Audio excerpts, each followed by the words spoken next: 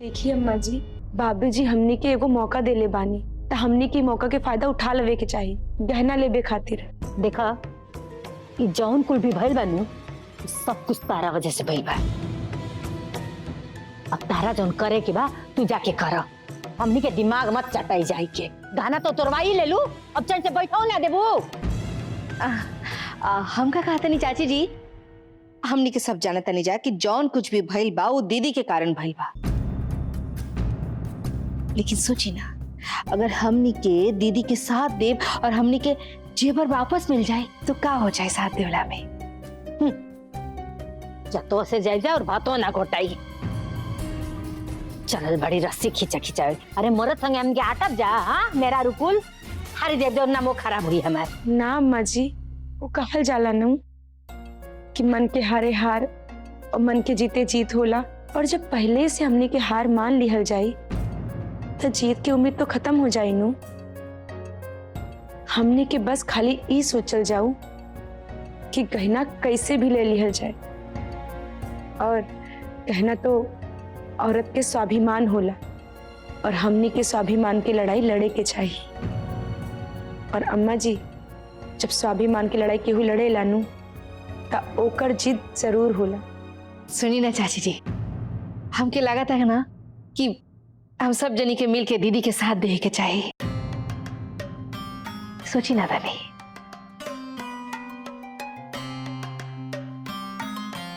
ठीक बा, अगर तनी के इहे चाहत अड़ जा भौजी के साथ देला से तनी के लगता कि आसमान से तारा तूर लिए बुझा, तो ठीक बा हमनी के साथ देव जा। हम तो ना खेला भी लइकन वाला खेल। जेके जाए के बाऊ जा। दीदी, दुबला पे तो तिनका के सहारा भी बहुत काम आ जाला, और फिर रउआ तो हमने के प्रेरणा बानी। अगर रउआ साथ में खड़ा भी रह बुनू तो हम सबके हौसला बनल रही। हमके केहू के हौसला हौसला नहीं के बने के। अपने जेवर खातिर तारा साथ जाके खड़ा होके जा। जेके जाए के बा। दिमाग के खराब कर रहे लोग। हम जाके समझाता नहीं संध्या दीदी के।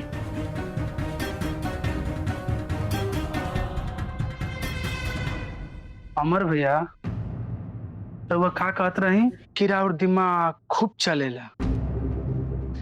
का राउर दिमाग ये खूब चलेला कि बाबूजी कुछो शर्त रखा ताड़े, रउआ वहां के माना ना करके उनकरा हम मिलावत तनी।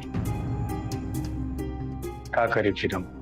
अगर हम बाबूजी के हाँ में हाँ ना मिलाई तो का करी? जा करके बाबूजी से झगड़ा करी, जुबान लड़ाई उनका से। इतना तो समझा सकत रहे बाबूजी के कि औरत के ताकत कबो मर्द के ताकत के आगे ना टिक पाई। तो फिर ऐसा शर्त वहां के काहे रखनी है? जब गहना ना देवे के रहे बाबूजी के तो सीधा सीधा मना कर देती। इतना छतीसा खेल खेलने के कौन जरूरत रहे? अगर तोरा बुझाता कि वो छतीसा के खेल खेला तरह ते जाकर के समझा देले रहते। तारा में या हमारा में ही अंतर बा। ते जाकर के कह सकले तो कह ले, हम ही ना कर सकनी। हम उनका के जाकर के समझाई तो हमारी बात समझ जाइए। एकर मतलब कि एक तरफ रउआ रहम, रउआ पीछे पूरा घर के मर्द लोग रही, और एक तरफ भौजी रही है, भौजी के पीछे पूरा घर के औरत लोग ना। अभी दोनों दल में रस्सी के रस्सा कसी हुई। वाह रे शर्त, का शर्त बा। वाह रे शर्त ना, अरे हम तो शर्त सुनबो ना कहीं, तब तक अरमान भौजाई देवी जी आ करके बिना सुने समझे जाने शर्त के करे खातिर हामियो भ देली है। उनका क्या लागत है कि बाबूजी जो भी करी हैं वो घर के भलाई खातिर करी हैं। आ गेली हर देवी जी। केहू के पापा, रवा का चाहत बानी कि हम राउर वचन खाली जाए दी। जब रवा संध्या दीदी के वचन देले बानी कि उनकर सब जेवर रवा वापस करवाई, हम तो खाली रवा मदद करे के कोशिश करत बानी। यही से हम बाबूजी के शर्त खातिर हामी भर देनी है। अरे भाई प्रधान जी, हम शर्त माने या ना माने खातिर थोड़ी ना कहतनी। हम तो कहतन कि शर्त माने से पहले सोच लेवे के चाहिए, समझ लेवे के चाहिए, जान लेवे के चाहिए कि आखिर शर्तवा हो का। तू शर्त मान ले लू और शर्त जीतबे ना करबू तो शर्त के का हारे खातिर तू हामी भइलू ह? बोला। यही बात तो अम्मा जी भी हमरा से कहनी है। तो हम उनकरा के समझैनी है। का कहलू तू अम्मा जी के? उनकरा के समझैनी है। और अम्मा जी मान गेली है? हाँ, वहाँ के हमरा साथ देवे खातिर तैयार हो गई है। ओहो। और उनकरा संगे बुआ जी भी मान गई बाड़ी और छोटकी दुल्हन भी तैयार हो गई बाड़ी।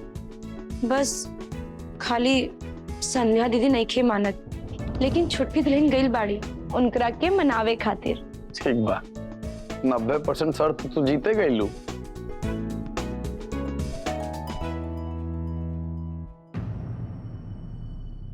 देखा मोहिनी भौजी, हम ऐसा कुछ ना करब जैसे तनिको उम्मीद हो कि कन्या प्रधान जीती है। हम रवा की यही समझाए खातिर राहुल लगे आइल बन। देखिए, हम रवा के एक खातिर साथ देवे के नहीं कहा ताकि वो प्रधान दीदी जीत जास। हम तो रवा के एक खातिर साथ देवे के कहा तनी ताकि राहुल दीदी के हार अपन आंख से देख सके। एक बात बताई दीदी, अगर रवा साथ ना दे तो सब लोगों के बोलने के मौका मिल जाए नू कि बताओ एक औरत हो के दूसरे औरत के साथ ना देली। लेकिन अगर रवा ओइजा खड़ा रहब तनी रस्सी खींचे के तरह एक्टिंग करब नू तो केहू के कुछ बोले के मौका मिली का? नहीं ना, बस यही खातिर। और तनी सोची ना दीदी, का मतलब हम सब जने मिल के घर के मर्द कितना आसानी से हरा दे। लेकिन मोहिनी भाभी, तार ये सब बात सुन के तो हमारे दिमागे नहीं के काम करत कि हम का करियो का ना। दीदी रवा दिमाग ना लगाई, हम बानी न, हम अपन दिमाग लगाओ दानी। और हम अपन दिमाग की होली में ऐसा लगाए कि ए बेरी के होली में दीदी अपन किस्मत पे रोवत रहिया। वो कैसे?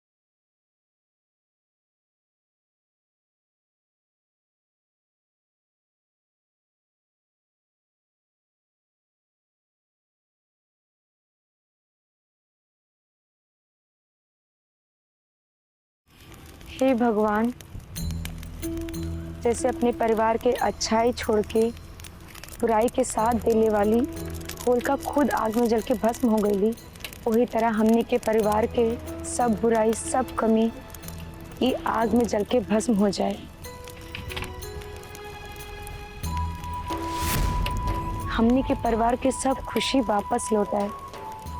हे अग्नि देवता, हमरा के आशीर्वाद दी कि कालू होली के दिन हम अपने परिवार के खुश रख सके। हमने के पूरे घर परिवार हंसी खुशी होली के त्योहार मना सके।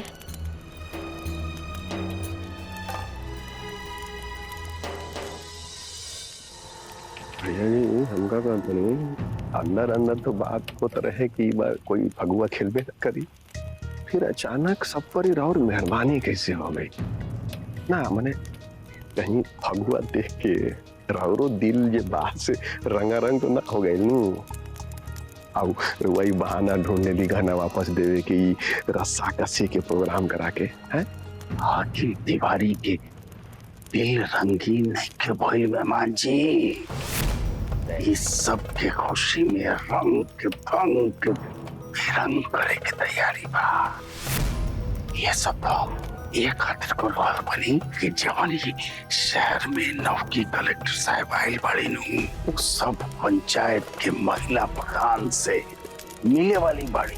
ओह तमने हाथी के दांत खाए खातिर कुछ और दिखावे खातिर कुछ और। वहाँ कोई होन तो उनकरा के दिखावे के पड़ी नु कि होली के तैयारी सब बड़ा धूमधाम से हो रहल बा। रहल बात गाना के तो ये रस्सा कसी ये खातिर रचल गई बा कि घर के सारा महिला वो रस्सा कसी में फंस जाओ। गाना अब हमारा लगे बा तो अब हमरे लगे रही, चाहे क्यों चोरी चाहे क्यों मरे।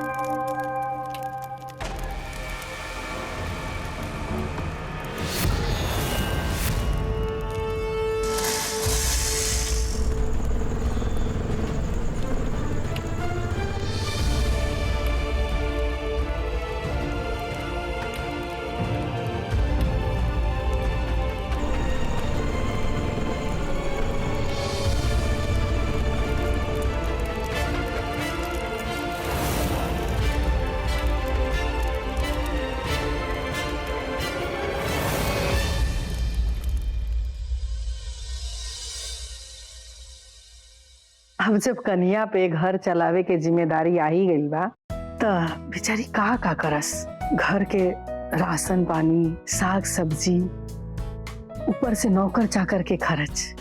यही से इस बार होली में आज ये पहन लिया लोग। ठीक बा, जगत के बियाह भाई रहे ना पुष्पा बुची, रौरा तो यादें हुई। हाँ बड़की भौजी, इस सब ना छोटकी दुल्हन के मायके से आइल रहे, हमरा याद बात सब। हाँ मोहिनी के माई भेजले रही 2-3 जोड़ा सबके खातिर कपड़ा, वही में से कुछ साड़ी उड़ी बच गई रहे तब बबुआ जी रखवा देले रही। का बड़की भौजी, तुहू ना हमेशा कन्या के पक्ष लेत रहेलू। 25,000 रुपया मिलल रहे जब कन्या कंगन अपन गिरवी रखले रही, ओमे से 10,000 रुपया खर्चा भइल रहे नु। 15,000 रुपया दबा के धैले बाड़ी। वो 15,000 रुपया में से चाहती तो सबके लिए होली का कपड़ा ना खरीद देती।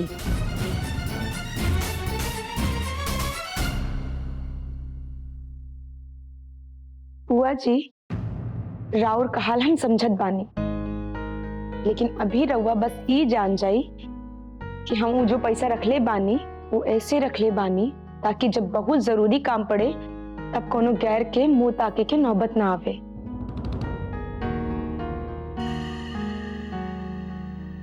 बड़की अम्मा जी रउआ केकरा केकरा कौन कौन कपड़ा देत बानी? अरे कन्या ल लोग अपना अपना से पसंद कर ला लोग, जौन जौन जेकरा पसंद बा। ना बड़की अम्मा जी, रउआ अपने पसंद से दी और राउर पसंद थोड़ी ना केहू के ना पसंद आई। तो ठीक बा, ई साड़ी संध्या के माई खातिर और ई साड़ी पुष्पा बुची के, और ई कन्या तू ले ला, और संध्या और ई मोहिनी के। बड़ा बढ़िया लगी तारा पल्ला। थैंक यू अम्मा।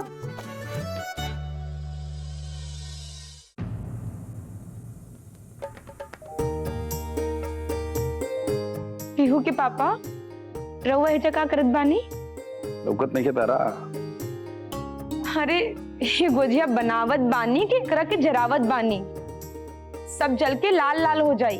आज ना लाले लाल के दिन है। तू ऐसे काम ना बढ़िया वाला कैले बड़ तू आज, एकदम नेता वाला। सारा का सारा महिला लोग के तू एक कर देलू। वैसे जैसे राजनीतिक लोग होखला ना, समाज के मुद्दा हो तो एक ना होखी आसान, लेकिन आपन पर्सनल मुद्दा हो सब एक हो जाला सन। ऐसा ही औरत सब लोग सब एक हो गई जेवर के नाम पे। वैसे आज रस्सा कसी के खेल में केकर जीत और केकर हार हुई सब पता चल जाएगी। अच्छा अब जाइए जैसे, न तो हमार गुजिया सब जट जाए।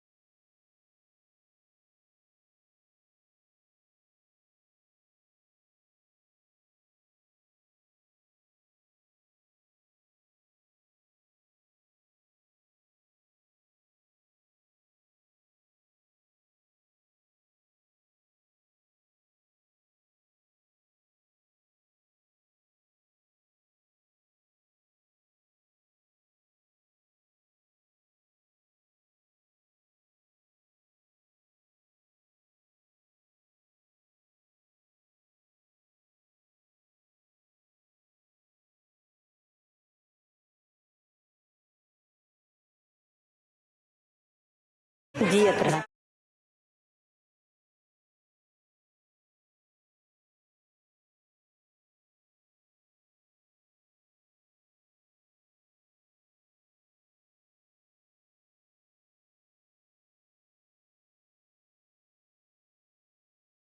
अरे अरे मार दे, मार जो दादू की।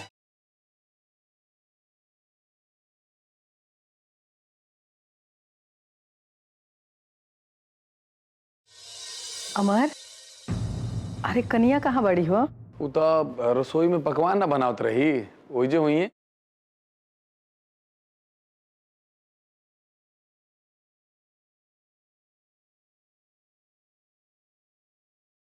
तारा के बहुते बहुते होली के बधाई। सदा सुहागन रह कन्या। आज घर में इतना खुशी के माहौल बा, एकर कारण तू ही बाड़ू।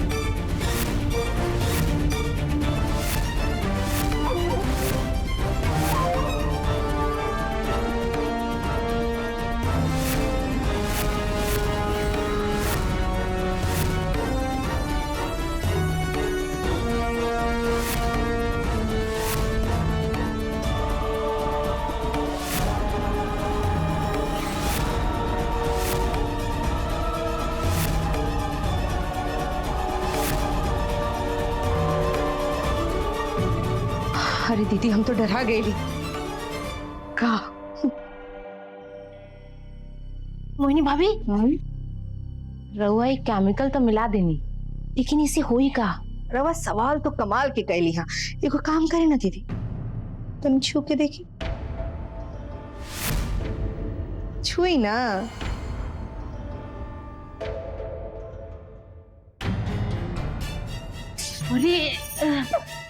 अरे मोहिनी भाभी का मिलौले बड़ू हो, हाथवा जले लागल। तो तनी सोची दीदी कि राउर उंगली तनी सी छुआ गई तो इतना जर था। जब ई रंग प्रधान दीदी के ऊपर लगी अच्छे से घिस घिस के तो उनका का हाल हुई। अरे आदमी ना जियते भूत बन जाला। बेचारी दीदी तो जल जल के करिया हो जाइए। एक मिनट हाँ देखिए। हाँ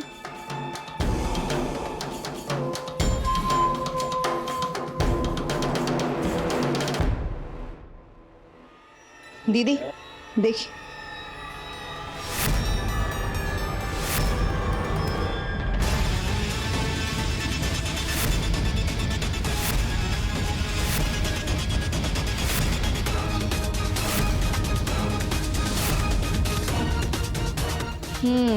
अब बुझा गई लू का केमिकल मिलेली है। वैसे एगो बात कही दीदी, आज ना हमनी के घर के कृष्ण कन्हैया और राधा जी एक दूसरे के रंग लगाइयन, और भैया जी तो हमेशा प्यार से दीदी के गाल में रंग लगा लें। तो तनी सोची भैया जी प्रधान दीदी के गाल में ही रंग लगाइयन तो बेचारी के का हाल हुई। अरे वाह मोहिनी भाभी, का आइडिया बा।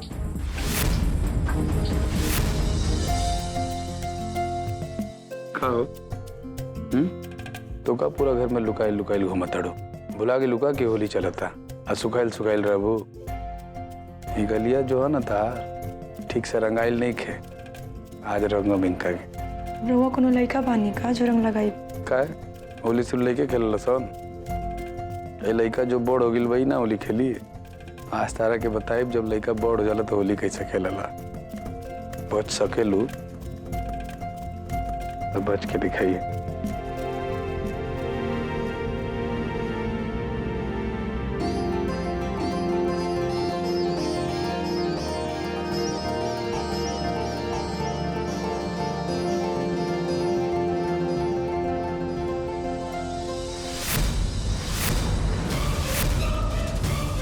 बहुत हो गए राउर मनमानी दीदी। आज रउआ कोनो हाल में हमरा से ना बचा। बस ई समझ ली कि ई होली राउर जिंदगी की आखिरी होली।